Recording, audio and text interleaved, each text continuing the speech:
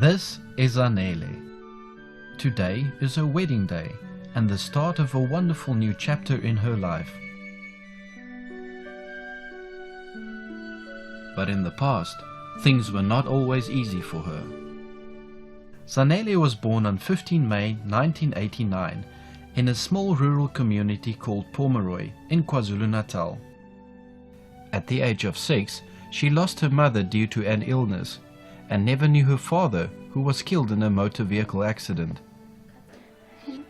Impilo yami ngisho ukuthi yayingeyinhle kahle ngoba benginesikhathi esiningi uma bengiswele into nginesidingo sento bese ngibe nokuthi ngikhale ngicabanga ukuthi mhlawumbe kube kuthiwa uma ukhona ngabe yanginikeza lokho kanti futhi uma ngabe ngibona izingane lezi zabanye omamncane ngibona ithola izinto ezithize mina engayitholi shothi ngithi hayi kusho lokho kwenzeka ngoba uma engekho manje inhliziyo nami nganginenzondo kakhulu nalomuntu engimbona nje noma wakhe mina ngenayo ngibona ngingamthandi. In 2002, at the age 13, she was taken into a daycare center which Doctors for Life International had started in her area. Mtaleni started when Pastor Sipozone contacted Doctors for Life. When he heard about the project that we have, the Life Child Project, he told us about the huge need in the Mtaleni area and asked us to start a project there. We inspected it and decided to take the project on. She fondly remembers those early years with Doctors for Life.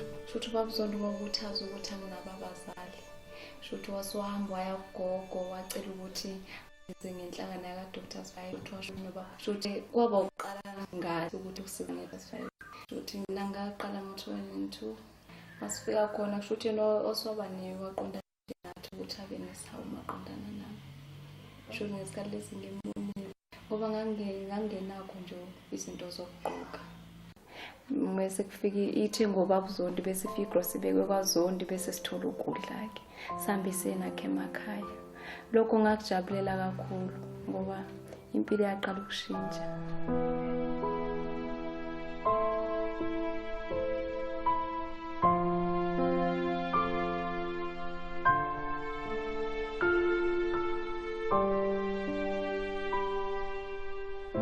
The Mtaleni Orphan Centre is one of 11 Doctors for Life centres across South Africa and stands as a beacon of hope for the orphans who go to them. Kodwa masengifike Doctors for Life shuthi ngathothi ngicaciseleke kahle ngokukholwa shuthi lokho ngase ngakuveza ke ngikulungisa futhi ngoba besithola nangeyalo ngakho babuzondesiyalo manje ke shuthi ngathola ukuthi ngithola ukusizakala kancane ngoba bengiba nanenhliziyo encane angithunye nje umuntu omdala ngibona ukuthi yangiqilaza ngoba bazali ngenami kodwa ngokuthi ngisondele Doctors for Life nothi sithole izwi lenkosi uNkulunkulu ayangokungisiza kuze kube yimanje. The building work, fortunately we were able, due to a huge help, we were able to build this building and basically at least get it livable. The rural areas have taken the brunt of the HIV/AIDS epidemic. Many of the men work in the cities. When they come home, they carry the HIV/AIDS to their wives, infect them. And then when the parents die, the children are left behind, orphaned in the rural areas. And so our goal is to take the care to them. That makes our project much more expensive because it means that our centers are in rural areas and we've got logistical challenges to get the food to these children.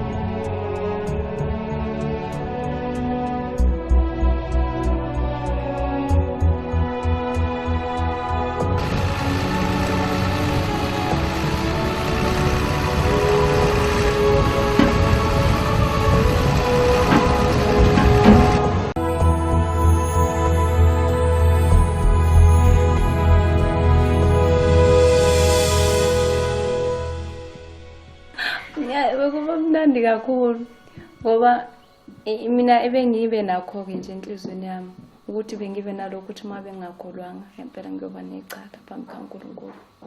Nje bekuba mnandi sikuthokozela simbonga uNkulunkulu ngoba kunye bekuze kufike nesingazange size sikubize sibone uNkulunkulu nje sisiza ngakho.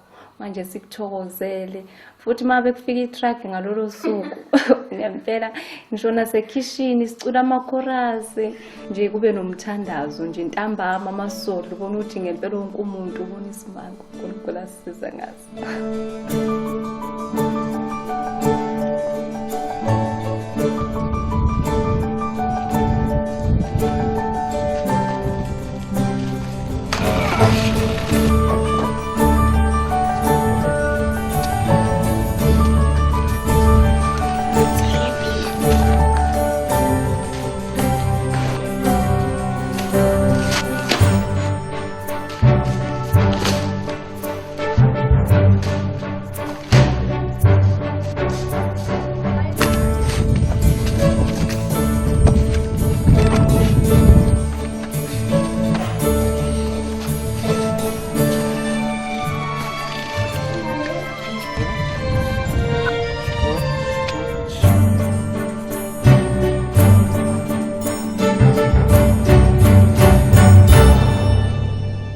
Ngoba uantu asifundisa nokutshala ngoba nakufuthi inanzo isenti bizosinielela ngezinto zokutshala kwazi ukuthi sitshale nje nanokucleana siklinela thina ama room no antu yasisiza ke kodwa nje siklinela thina endlini zethu lapho silala khona siyayikorobhela siyayiporshela nezinto zesikolo laba bakwazi uwasha bayiwashela bona ngaphandle laba abancane ke uantu yakwazi ukuthi basize nanokupheka thina siyapheka njalo untambama siyashintshana ngokupheka ngoba uanti besitsheleke uanti ethi kuyadinga ukuthi sifunde ukupheka ngoba akekho umuntu okukela iDoctors for Life.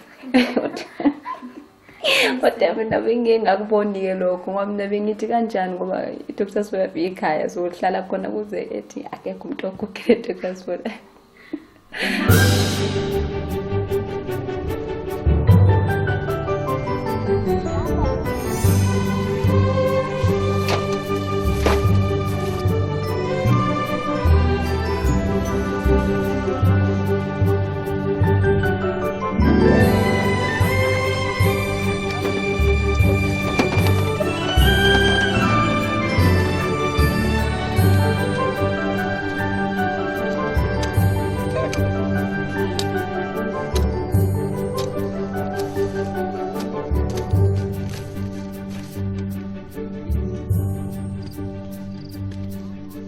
Having a good support system and learning values at the center helps these children to face the challenges of everyday life. The most important thing that I notice from them, they are behaving very, very well. It's very excellent. They are good learners to work with. Teachers like to work with them because they are cooperative, they are disciplined, they could listen, and they do their work. So if I can change things, I would like almost every learner here to be under Doctors for Life. Shuthi ade ngifika khona betshela ukuthi ngingane nabazali. Shuthi betshela nje nokuthi cisha ngihlala emthaleni ngiqhamuka nje emadrobheni athize. Shuthi masebeza ukuthi anginabazali lokho kwabamangaza ukuthi ngihlala eDoctors for Life. Nje ngasho ukuthi bebengena khongidabukela. I never knew she was an orphan because of the way she was stressing, she was behaving. I thought she was coming from good family background. You cannot see that she was an orphan.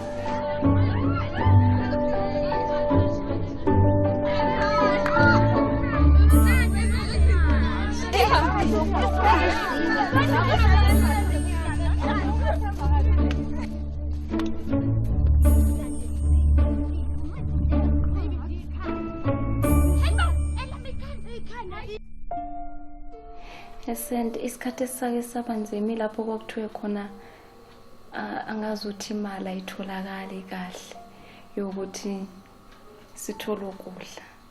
Jothi lapho ukudla kwazi wadinga ukuthi ngempela kuphele inyanga kanti futhi sibaningi lihlala esente. Jothi ke mina ngaze ngacabanga ke iculo leli ekhaya number 1 ukuthi kupho ngahlukanisa noNkulunkulu ngabe indlala angabe yini shuthi ngaleso sikhathi leso ngezwe ngaba nakho ngempela lokuthi ngempela lokudla ukuqhamuka kaNkulunkulu kwaba lo naloyo shuthi ngaze ngaba namazwi enhliziyo yami ukuthi kumele siwasherishe ukuthi sazi ukuthi noma isimo sinje ngempela sedinga ukuthi sithandaze ngoba yabo isikhathi besithandaza kodwa sazi ukuthi kuyeza.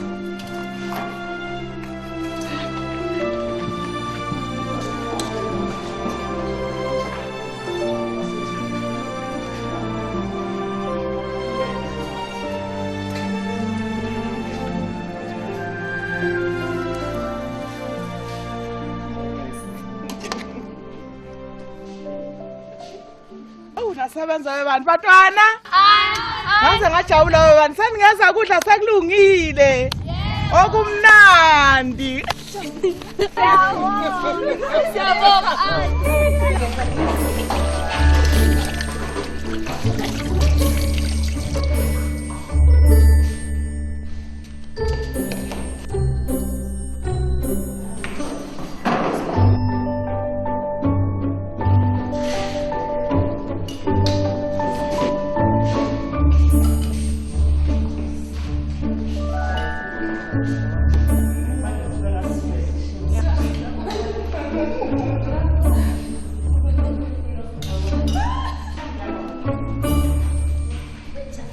To these orphans, the centers are more than just a place to stay. It has become their home, and the other children have become their family. Kuningi kozami. Kuningi. Ngakho ngizokhumbula nje ingane zakwethu. Bese nangendlela engiphatheke ngayo. Neyivakashi. Nje nokudla tengudla.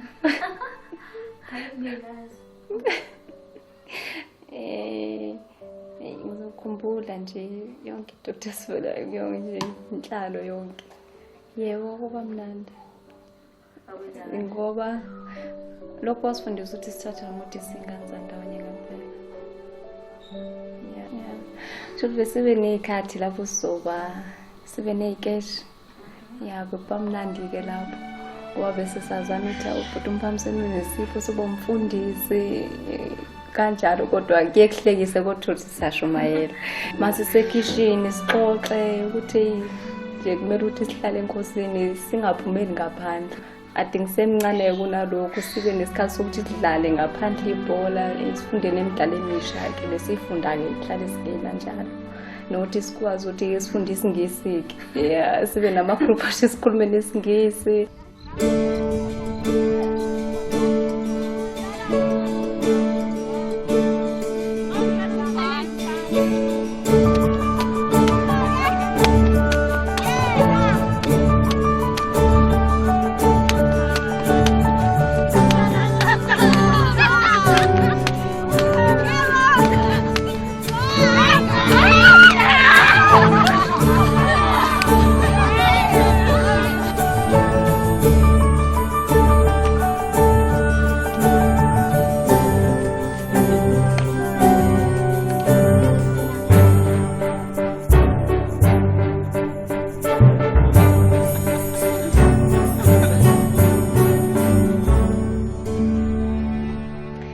Kubantwana abangenabo abazali ngasho ukuthi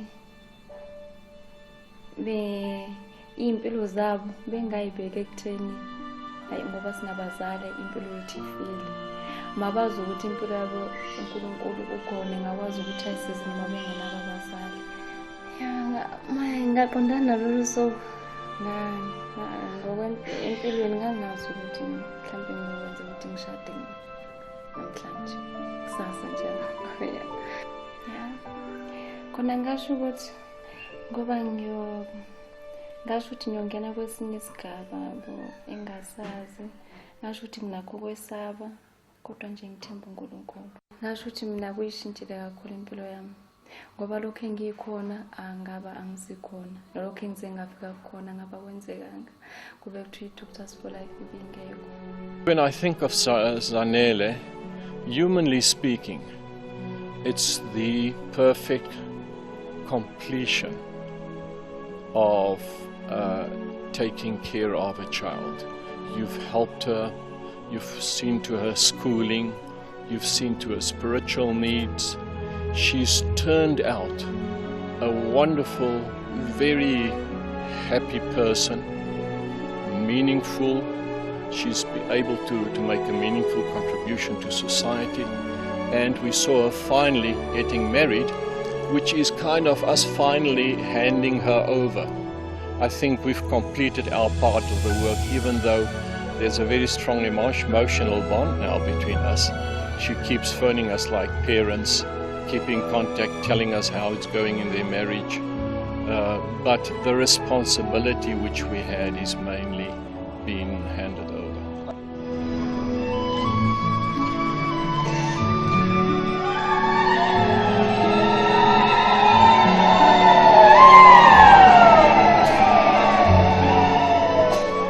The story of Zanelle's life is one of triumph, miracles, and grace. She is a reminder to us that the work of taking care of orphans is not in vain. Won't you consider to support the Life Child Project and play a role to impact the lives of these orphans? For as little as 50 cents US for a meal, you can support one of Doctors for Life's current 300 children across South Africa. Or you may decide to adopt an orphan for only $45 a month.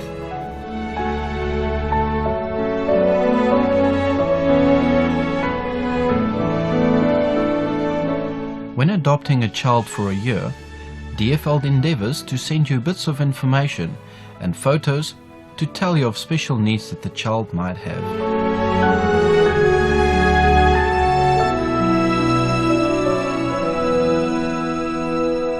For more information, please contact 032 481 5550 or visit our website.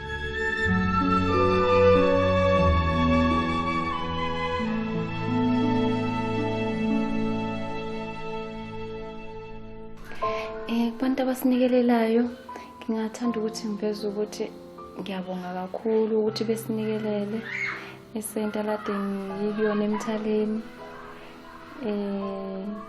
Ngiyabonga ukuthi futhi bengisize bengikhulise njengengane ngempahla zokugqoka, ngokudla, nokuthi beshintshe nje umqondo wami ukuthi ngikwazi ukuthi ngihlale esenta.